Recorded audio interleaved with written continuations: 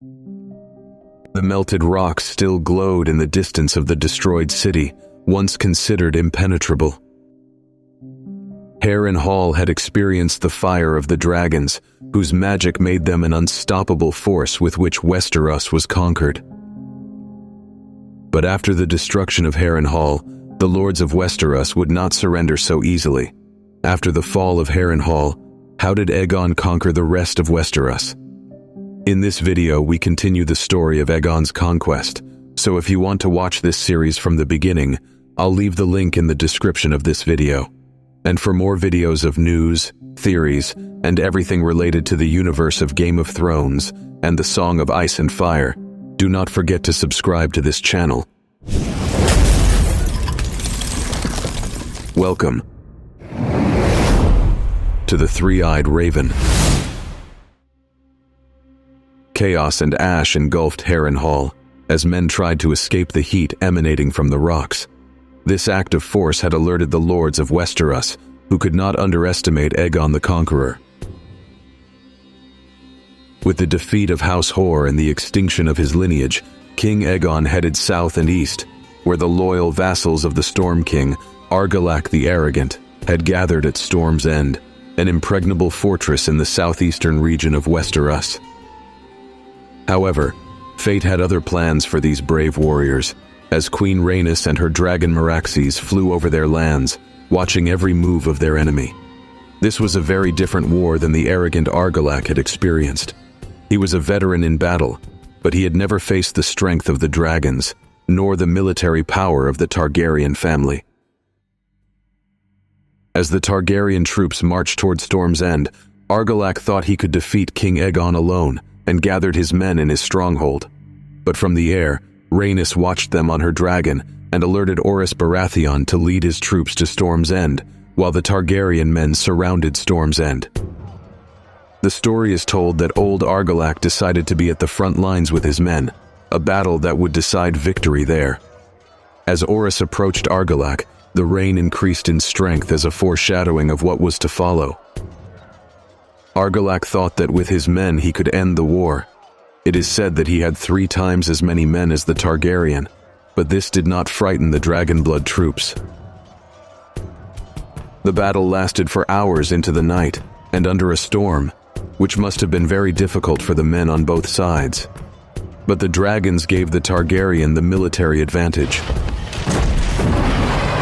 The fight was decided when Orys met old Argilac head-on.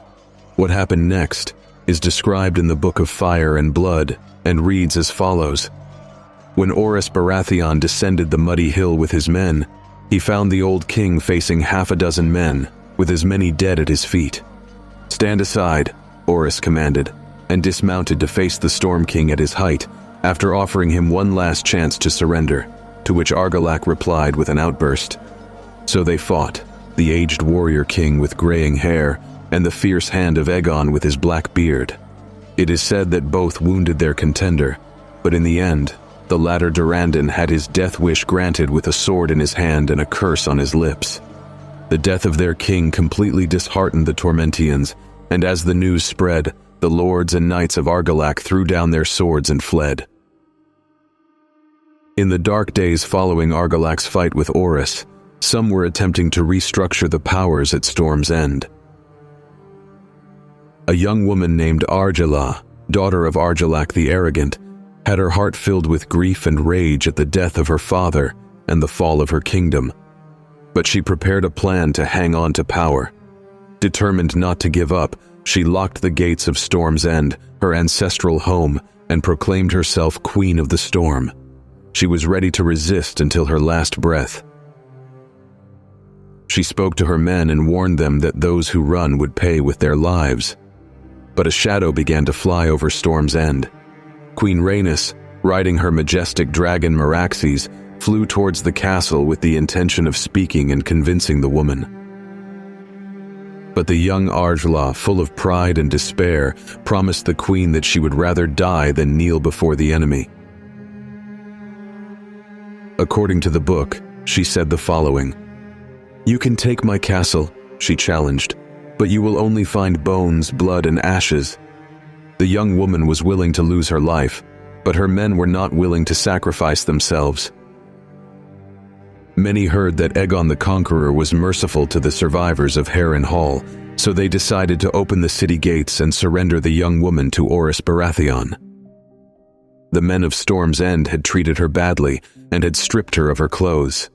Orys was moved by the sight of her. He realized that the woman had lost everything. She had lost her family, her father, and her kingdom.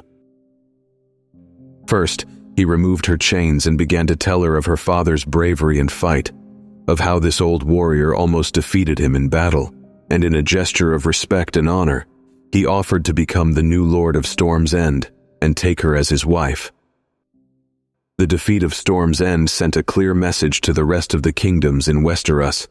You are next, and if you do not surrender, you will pay with your lives. It was then that Torrhen Stark, Lord of Winterfell, gathered with his warriors and started to create a strategy, not only to defeat Aegon the Conqueror, but also to protect the Northerners. In the west, the Gardner and Lannister houses gathered their men and began marching to confront King Aegon. Both thought that together they would defeat this new threat. The western armies began to move northwest of Westeros, in the direction of King's Landing, but this was something that Aegon knew would happen, and he was prepared for it. What happened next is one of the most exciting and shocking battles in the history of Game of Thrones, one that changed history forever.